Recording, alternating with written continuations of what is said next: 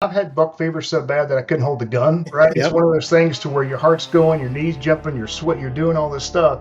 And it's happened in trading, but you haven't made the shot yet, right? Yeah. So in trading, I think that here's the shot. I've taken the shot, right? Let's just say it's a long shot. I've pressed buy or sell, whatever it may be. I've executed the trade. hmm The bullet or the arrow is on its way. hmm And once it hits, then you get that kind of rush.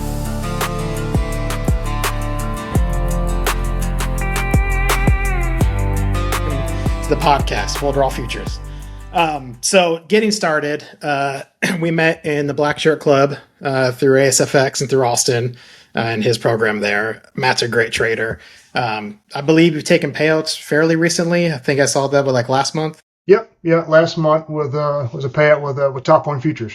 Awesome, awesome. So I'm going to start here. Why don't you go ahead and give me a quick introduction, who you are, where you're from, and some of your Yeah, background. yeah. No, thanks for having me, man. I really appreciate it. I know we've talked about it before when you launched the channel, so happy to be on, talk hunting and trading with you. So, um, yeah, my name's Matt Malouf. I am from Houston, Texas, originally born and raised.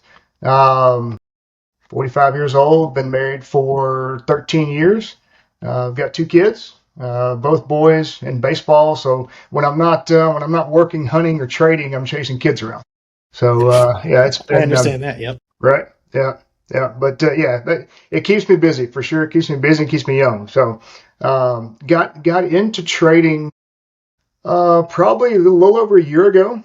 Um, got into some automated trading at first, right? Used some bots, did a couple things that way. But I always like looking at charts. I always like to do the analytics of it, kind of see where things are moving. And then it got to a point to where I was like, all right, well, the bot's not taking the trade I would take. So what's happening here? So went down the rabbit hole that way, right? So then probably I think about September of the last year, started trading on my own and started with ICT. Kind of hit home with me a little bit, but then it got to a point to where it was just too ambiguous. It was too difficult to. It was just there was too much going on the charts for me to kind of understand and pick my spots. Right, so stumbled upon Austin's channel, watched a couple of YouTube videos of his, joined the stream back in February. Had the free month of ASFX TV, joined it, loved it, and then just wanted to be part of some like-minded individuals like yourself. To nice community of traders, and then joined the Black Shirt Club, and been successful ever since. It's been great. That's awesome. Fantastic. So yeah, we have a similar background a little bit. I started about a year ago, well, not quite yet.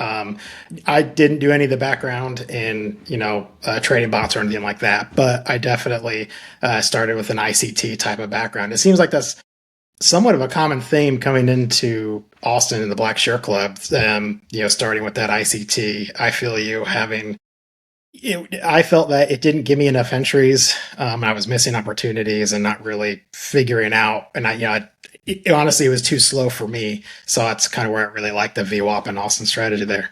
Yeah, exactly. And the VWAP and that strategy, right, just made it that much more simple, right? So I'm always keep it simple, stupid type of thing, right? So the Yeah. simpler it is, the easier it is for me to understand. So it just broke everything down. It's simplistic. If you stick to your rules and stick to your trades, it's unless something happens, as we know, we're learning to trade in a Trump market and tweets and everything, right? Unless the market dumps, you're going to do great. Yep. Absolutely. Absolutely. All right. So which came first for you then? Well, it actually sounds like what came first for you is probably hunting. So that's like which Yes. came hunting or the field or the charts? Yep, yep. So the field came first. Shot my first deer at 9 years old. So I've been hunting for a long time. Um, Avid deer hunter for a long, long time. Got burned on it probably late 20s. But again, I tie that back in. That's why I love your channel. So tie it back into to trading, right? So as you know, if in deer hunting in particular, scouting, aging, going from a deer that you can't shoot to one that you're going to either cull or cultivate at the end of the season, right? To where you're waiting, right? And it may be 2, 3 years until you get the deer that you want, right? Yeah. So that patience takes time.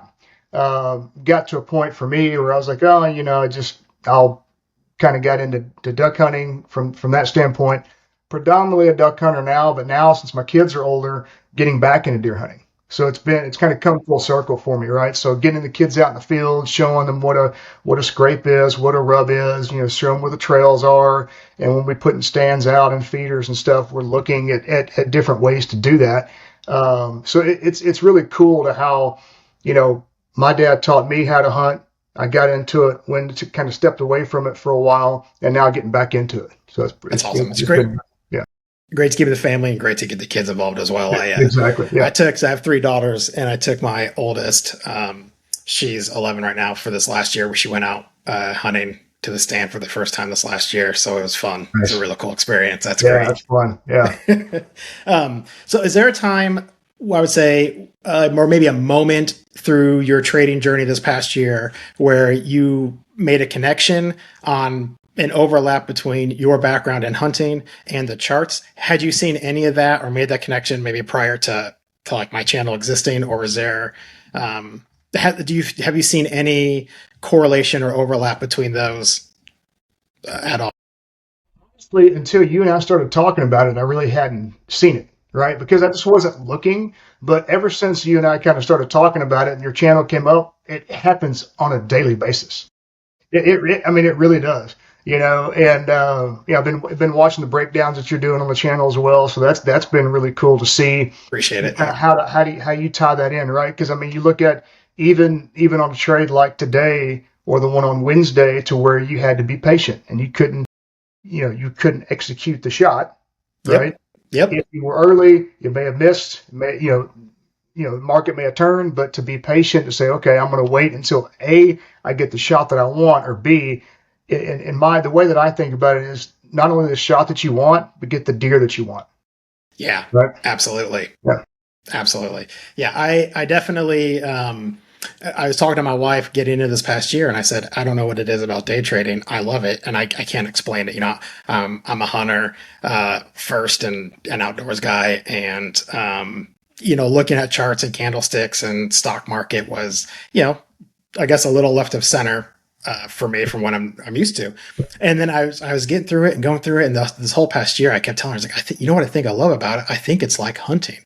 And I would tell her, it's every day is like a new season. And you have bag limits is the one thing I've been kind of rolling out a little bit in my mind too. I have so many trades that I can take per day, just like I have bag limits of deer that I can take. I can't take every deer I want. I can't just go shoot anything. Right. Sure. Yep. And so finding that, and then just the hunt of the trade, being patient, all your pre-market scouting, right. All of that. Yeah. Once I started seeing it, once the veil's lifted off, you're kind of, you see it absolutely everywhere. And, I was talking to Trevor in the Black Shirt Club as well. He's a big hunter up in Canada. Same thing. He's like, dude, once you started saying it, it's literally correlations everywhere. Yeah, no, it is. And it's crazy. And I got to thinking of the other aspects of life too, right? You look at not only deer hunting, you look at duck hunting as well, because you have some scouting. You have some times when you're hunting ducks to where if they may drop a little bit, but it may be out of range. You're like, man, I got to get these before they get out of the hole. Right. Or you can hit the call a couple times, make them come a little lower, shots a little easier. Right. And then I'm also I'm a big golfer. Right. So I think about it from that aspect too. Right. You have the practice, you have the time to put in at the range and all that, just like looking at markups and going back and doing the history and kind of seeing where trades are, watching replay videos or whatever it may be. There's a lot of correlations between trading and stuff that we do as other hobbies in our life. Right. Absolutely. So back into the trading then, what actually pulled you into trading? What was it that made you interested in getting into there in the first place? Yeah, good question. So I've always been interested in it from a standpoint of the markets, right? Looking at the market, kind of see how it goes. I'm an investor. I have you have your 401ks, you have your mutual funds and all that. I've got real estate investments and all that stuff too. But it's something where this is something that I can touch and I can actually do something about. Like I can press the button to either buy or sell, right? I don't have, yep. You know what I mean? I don't have to have an advisor to say, okay, well, I can, here, you do this for me. I'm just going to give you a bunch of money and hopefully that it'll pay off, right? Yeah, I have control of this. You know what I mean? Yeah. Yep. I agree completely. I understand that. Yeah, you're in control and you get a little bit of say and you're betting on yourself. Exactly. And it's one of those things to where and I didn't realize this until I joined the Black Shirt Club, is kind of when you're by yourself and you're on an island and you're kind of flying blind a little bit, and you're watching these videos and you're watching people do it, and you're like, okay, let's take this course or let's see this, and you're kind of going through things.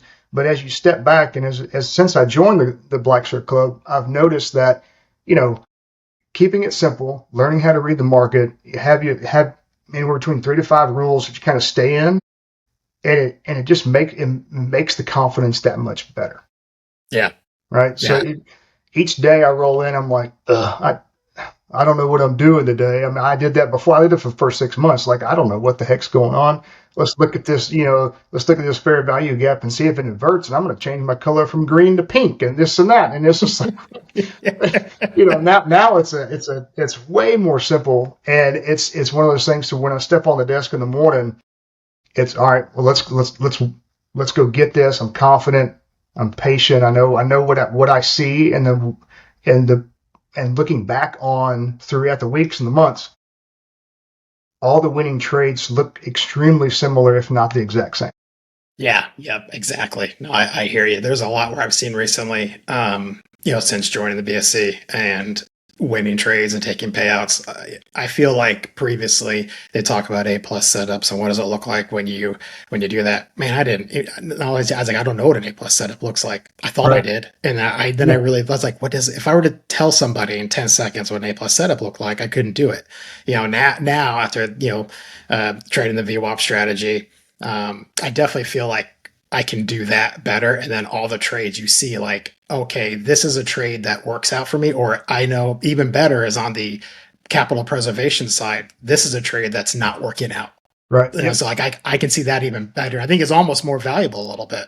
I agree with you. I agree with you for sure. Yeah. Nice. So speaking on the trading, then you said you come into your desk. What did your trading day look like early on, and kind of walk through the coming to your screen, and what does it look like for you to get ready? Yeah. So I've got to fight work a little bit, right? Yeah, so the good thing is I've got a job to where I predominantly work from home. I'm in sales, so I outside of calls getting in the way and stuff in the morning, trading the New York session in the mornings worked well for me. With the simple fact of I can get on the desk, get the kids to school, all that kind of stuff. I can get on the desk about 8 o'clock. I can look and see what happened pre-market.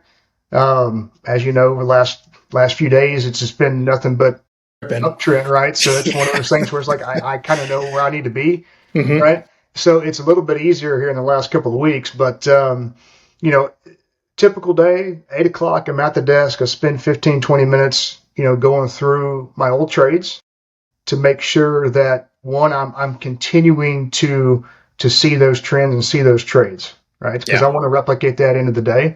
And then I'll look at pre-market stuff and kind of see where we're at. And then once 8:30 hits, I'm either on stream. If I don't make stream, if something's happening or whatever, then I've got, I can have the charts off to the side and watch it. And once that open range sets, I'm ready to go.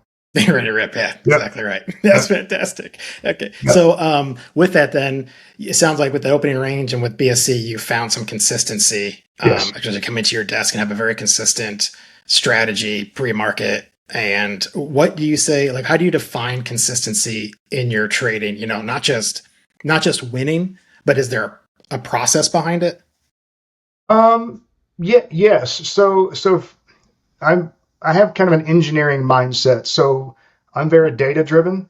So being on TradeZilla and stuff and seeing what my winning trades are, I can go back and I've replayed those and say, okay, these are whether it be a double break trade, a break and retest, or something like that. I'll say, okay, well, I've those rules that are in place before I took those trades. Let's go see if those are met before I take a trade today, right? And I will be the first to tell you, I'm probably not the best mid-range trader ever because it doesn't meet my best trades. It just doesn't. I've lost more on those than anything. So if it's mid-range, I'll wait, and it may be 11, 12, 1 o'clock before I catch a trade, but I'm one of those to where it's like, I'm not going to rush it. I've had to work a lot on that because especially being on stream and seeing people take mid-range and all that kind of stuff, where I was like, oh, WWW. And I'm like, I'm not in anything. And it's kind of, you're fighting FOMO a little bit on that aspect of it. But I've known on the consistency side, if I take the trades that win, or that meet the criteria of a winning trade, then more often than not, it's going to be a W, right? Yeah, absolutely. Yeah. Yep. Yeah. So finding that consistency. And you mentioned FOMO is a big part of that as well, especially those mid-range trades where, like we've been ripping higher pre-market, that the trend is up, we're above all VWAPs, trying to find that. Is it going to run without me, or we're going to wait for the break? And then finding that consistency. So on that FOMO, how do you experience that, or would you say you experience that in hunting? I know from my side, a little bit of like maybe a big buck's walking in and it's not quite in range, or it's quartering or way too much. Is there any correlation you see? How do you, I guess, what's harder, letting deer walk or letting the trade run? Oh man, that's a good question. I would say probably letting a deer walk, to be honest with you, Yeah. because it's funny because we're in the trading space. We're in here. We're intraday trading, right? So we're not looking at these trades for months on end, Mm-hmm. right? So on Yep. the deer hunting side of it, I look back to my early days, and I literally tracked a deer for about 3 years. And Yeah, it's a lot. yeah, so it was one of those things. It was a 2.5 year old, and we needed it to be. We were on a management program, so we needed it to be 5.5, 4.5 to 5.5 or so, something like that. And it would come in, and it was. I mean, we're feeding protein and all that kind of stuff, so it was looking real nice, but it wasn't aging to where it needed to be. So I would just let it walk off. Didn't want to, Yeah. right? But Yep. at the end, I ended up actually bagging the deer in the end, right? But it was one Yeah. of those things like I had to go empty handed season upon season. I don't think I shot that year or those years when I was tracking that one and aging him. I didn't shoot a buck for 4 years. That's patience. That's a Yeah, long time to be it out there was. waiting Yeah, and passing. exactly. Especially being, well, I was 22, 23 years old when it started, and I was probably about 26 when I finally bagged him. So it's kind of like, being a young buck back then, no pun intended, Yeah. right? Is to Yeah. where it's like, man, I have to. This is something that I've worked at. It's my stand. I've done all these things, and I know that it's going to produce in the end, right? So, Mhm. and the same thing in trading, right? Is if it does rip without me and just lets it go, okay, it's more often than not, it's going to come back to VWAP. If it doesn't, to me, I would rather be flat than red, Yeah. right? So Yeah. if I don't trade that day, then I don't trade that day. And if I'm in the Discord, I'm in the chat, and people are sitting there, yeah, they're throwing all their numbers. It's hard, man, because when you're flat and everybody else is winning because trades you didn't take. But what I keep telling myself is like, okay, you're not red, right? So you don't have to dig yourself out of a hole. If I waited, more often than not, it'll come back and I'll get a trade in, no problem. But sometimes there's been times, I think March, I think I didn't trade for 3 days. One day due to work, 2 days because the trade just didn't present in my setup. So I didn't. And onto that, I found that trading, taking days off even intentionally, but or when conditions are not Yeah, right, right. that for me, I find that the best accounts I have are the ones that I don't trade every day. I have a top one Ignite account that's getting closer to its second payout on. And again, I think I've missed probably 4 days so far in the past 3 or 4 weeks. But those are days that I also took some losses on other accounts. And Right. I feel like I'm more selective, Yeah. coming on that. So that's interesting. So you talked about letting, a trade rip and run out before it comes back, before you get that break, not getting into mid range, and saying that it's similar, would you say, like to the deer coming to your stand? Deers come by. You said so you primarily assume hunt out of a deer stand, or Yeah. did Yeah. you? Okay. Primarily, yes. Yeah. Okay, yeah, yeah. So perfect. I think it's a fantastic analogy because you're scouting an area, right, and you're looking at the greatest correlation probability that deer are going to be in this area, and then you sit there patiently, waiting for the animal to come in. And you're right. The correlation, I think, between letting a trade rip and then you not chasing that Right. and waiting, that stand is going to pay. Like you said, that stand's Yeah. going to pay off. And so Yeah. you're waiting for that deer to come back to that zone and offer that shot. And Right. then that's when you're executing. Yeah. That's really cool. Would you say so? You're early on, you had a lot of discipline and patience that you learned, obviously, deer hunting in your 20s. Have you seen that maybe there's some of that bleeds over into Your trading? Oh, for sure, yeah. And especially the more that I trade, the more patient I become, which is kind of interesting. Because when Yeah. I first started, I was like, I got to trade every day. I got to do this, all this kind of stuff. And then I realized that okay, as I got more days in, more time at the desk, I was like, all right, well, I can't trade every day. It just doesn't work. Like I'm not retired. I can't just do this every. So I have to accept the fact that, all right, let's make sure that if I'm not trading, and I have to, and if this is hard, don't look at the charts at all. Hmm. And that's the hard part, right? Because I want to look, I want to be like, oh, well, what's going on? Am I going to miss something? That's still in the back of your mind, right? But Yeah. that's also something I've been working on. It's like, okay, if I'm not trading, or if I decide by 10 o'clock that I'm not going to take a trade, all right, we're done. We're going to go do something else. Like either I got to personal laptops off somewhere else. I go somewhere else to work or whatever it may be, right? To where I'm not going to look. I'm not going to have trading view on my phone or anything like that, right? And that's Yeah. right. Yeah. They say, doing less is one of the secrets into being better at trading. And then, has that correlated to you through hunting as well? Has doing less in certain areas in the woods Yes, yielded better results? yes, in certain areas, right? So you have to. What I learned through hunting is the fact of once you find that ingredient to bring those Hmm. deer in, whether it be protein, whether it be alfalfa, whatever it may be, right? Positioning, right?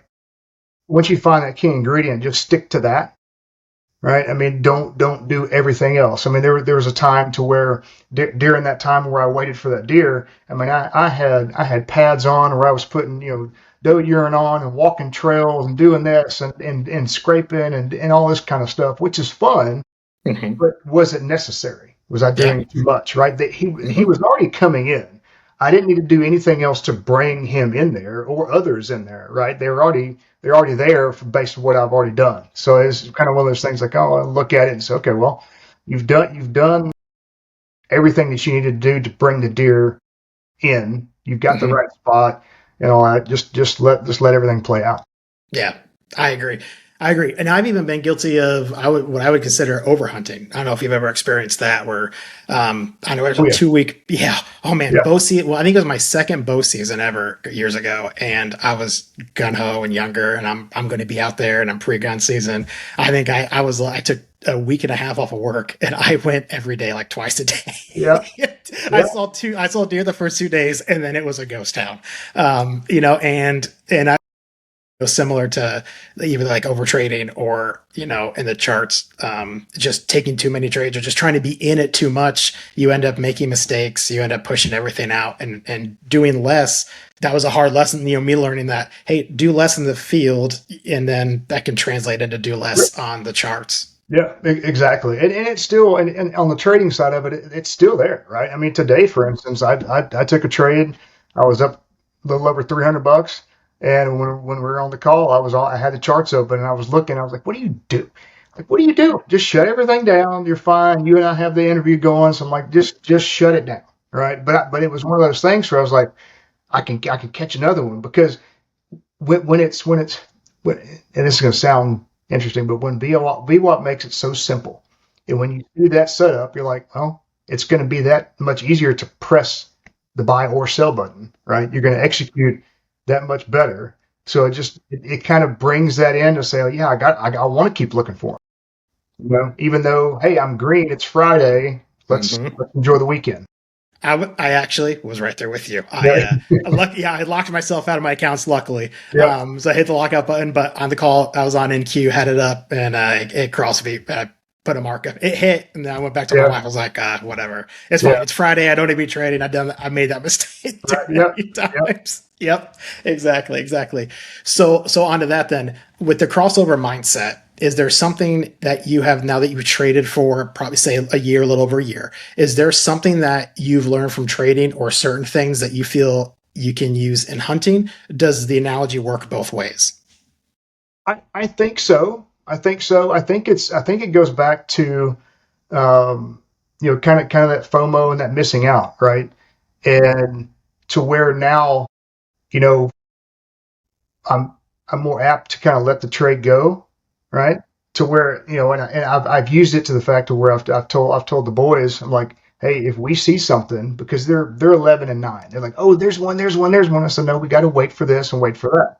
You got to learn to let it go. So I've used kind of, now that I'm back into it a little bit, you can still see those, have those feelings creep up more and more as you get back into it and all that. Whether it be a doe or a buck or anything, right? You're like, Mm-hmm. oh, well, it's a meat hunt. I gotta go get some meat for the family or whatever. I gotta have something. Well, I'm out here for 3 days. Do I need something on the Friday night, or can I wait till Saturday, or can I wait till tomorrow? Yeah. So that's kind of crossed over. It's kind of the thing that I learned in deer hunting to help me in trading. What I've learned now through trading is helping me back, and then also helping teach the boys. So it's been good. Oh, that's cool. So passing it down to the Yep. family there. Oh yeah. Yeah, that's neat. Taking lessons both ways on that one. Exactly. So have you ever experienced buck fever? Yes. Yes.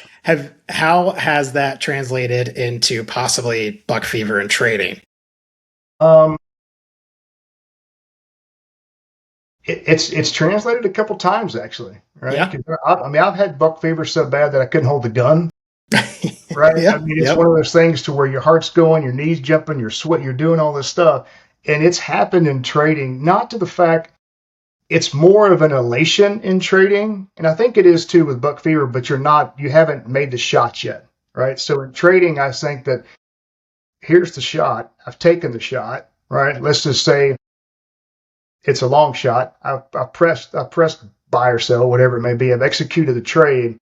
The bullet or the arrow is on its way, Mhm. and once it hits, then you get that kind of rush. Especially on these really good trades that you're like. I mean, I've kind of said and yelled, "What a trade!" and give myself some high fives a couple of times. Because it's Yeah, kind of exactly. it's a rush, man. It really It is. is. Oh yeah. Yeah. Yeah, the rush is definitely, I think, under the whole adrenaline of, taking the shot and buck fever and, or, being full draw or something on a buck or even a doe, anything really. Yeah. Yeah. But then correlating that again to like, in the, on this, are we hesitating to click the button? Right. You see the setup. Is there Yeah. hesitation? Should I get in? You're kind of that I feel my pulse rising. I feel the same emotions coming Yeah. in. And then it's like, you're learning to control my emotions and my state in the stand in that moment. Really, I feel helped me executing on the screen. Now I know I can execute, still feel it, but you learn how to push through those. Yeah. Exactly. And I think it's um, the breathing aspect of it, right? More often than not, I think with bow hunting and deer hunting as well. But when you've got the sights on a deer, right? You have to have your breath in control, 100. right? Yeah. So it's one of those things to where almost like I've noticed here in the last week or two, to where there's been some times where I'm like, all right, well, there's the setup. Either A, I set a limit order to where I want it to go, and if it goes, it goes, and that's fine. But if it's one that I have to click, I'm making sure I'm breathing, I'm going through there, and I'm hitting it, right? Because like you said, in that moment, there's split seconds to where you're like, maybe it's not. I don't feel confident. All these kind of negative thoughts kind of rush in, but then that's the time to where that's like just like scouting, all the reviews, all the back plays, and all that stuff's coming to play, and like, okay, you're decent at this. Just execute, and you're fine. Yeah, Yeah. absolutely. Absolutely. So scouting, obviously that's a big part of Yeah. hunting. Yeah. How does that impact trading? What's your crossover there? I think that's huge. And the way that I look at scouting, everybody says to back test and all that, and I've done that a few times, right? But Mhm. I never journaled up until I started joining ASFX TV, right? But since we have all these journals, all these markups, we're putting them in the chats, everybody's reviewing them. Going back through those and using TradeZilla and using the playthrough button and all that, and kind of going through, that is key, right? Because Yeah. to me, that's like scouting in a way, Yeah. right? Because you're going through and you're seeing all your trades, even the losses, So right? So TradeZilla would be like a trail cam. it 100%. I like it. Yeah, No, no, just thinking like that's kind of what that is. You know, yeah, you're looking, yeah, you have this camera that's showing you what's happening, where things are walking, what's working, what areas are dead, right. not working. Yeah, exactly.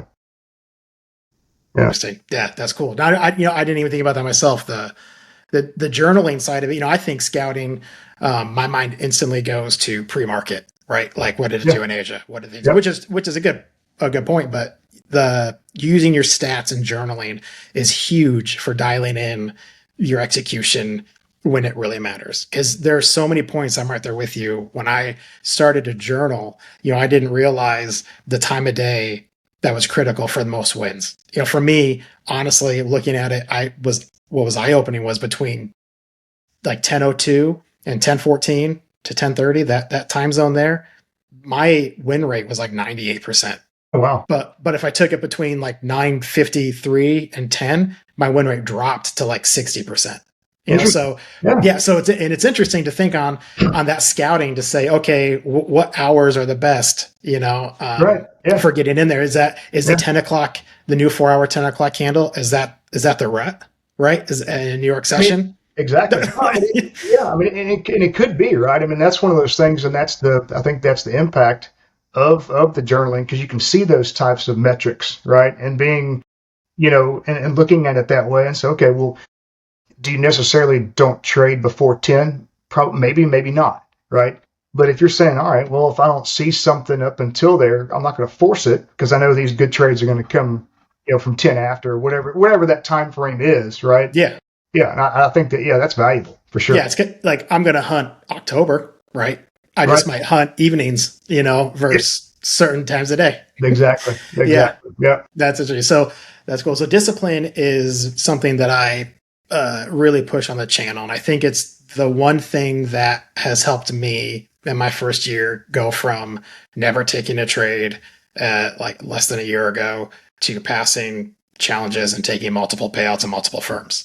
And I would say I know what discipline means to me and how I enact that. But what does discipline mean to you? Like in both worlds, not just hunting or not just trading, but discipline in both worlds, and how you see that as possibly leading to winning in trading and hunting, assuming that you do see that in both. Yeah. No, I mean, I think it's setting up parameters, right? And I think in a hunting situation, you're looking at, and I look at this from a buck standpoint, right? You look at age, right? What is that? If you're on if you're trying to get something within a 4.5, 5.5 year old deer, what does that look like, right? That has certain criteria, right? You can't go out and ask them how old they are, right? You can look at it and say, I got a swayed back, I got a bigger belly, and my neck's bigger, whatever it may be, right? And you learn over time, and that's also going back and you're looking at pictures, right? So it's the same thing in trading. You're going back and looking over old trades. So your discipline may be, right, to where you set up possibly a time frame, right? So, okay, well, I'm going to look at the 2 minute time frame. I'm going to make sure that I verify that with 15 minute or 5 minute, whatever you may want to do. And then also time of day, right? Like you mentioned, is it a certain time of day that you trade? We have a hard and fast rule of eight. We don't do anything until 8:45, right?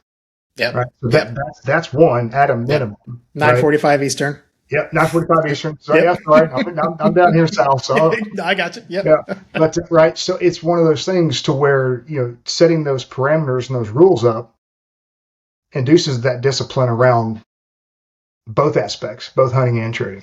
Absolutely. I agree. All right. So I'm going to go ahead and ask you some rapid fire questions here.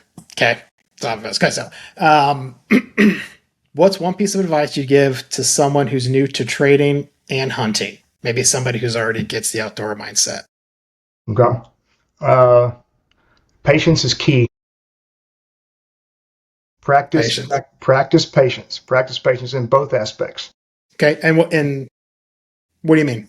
And so you can't rush, right? You can't rush the shot, right? You have to make sure if you're bow hunting and deer hunting as well, or rifle hunting, broadside shot, you have to make sure, one, whether the yards from you are correct or not, right? Mm-hmm. Then you have to make sure the shot's clean. Okay. And in trading, it's the same thing. With patience, you're looking at my set of rules. They have to be met, right? Until it pulled back from, whether it may be. If you're taking something far away from VWAP, you better make sure that you're prepared to possibly lose that one, right? Yeah, So that's exactly right. Yeah. you gotta have patience and make sure that those rules are met before you execute. Gotcha. Yep. Absolutely. Absolutely. Um, so what's on your radar for this year? Hunting and trading. Oh, right. So hunting this year would be in hopes and being with my son as he gets his first deer. Mm-hmm. Oh, That'd that'd be be fun. great. So we've been working towards that, and getting him out with a larger caliber, going out and practicing, getting on the range and stuff. So making sure he's confident in what he's doing when we go out there. I'll be with him and coaching him through the whole process.